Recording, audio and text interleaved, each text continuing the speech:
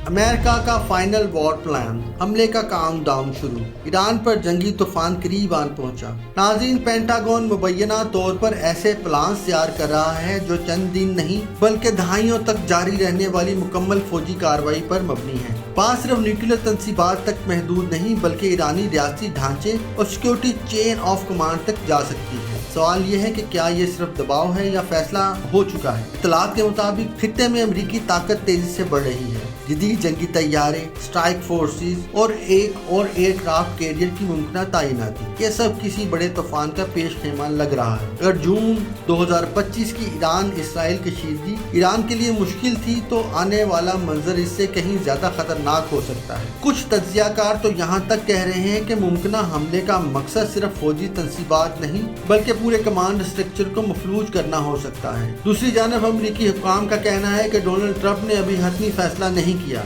मगर सवाल यह है कि इतनी बड़ी फौजी नकलो हरकत बगैर किसी हतमी प्लान के क्यों।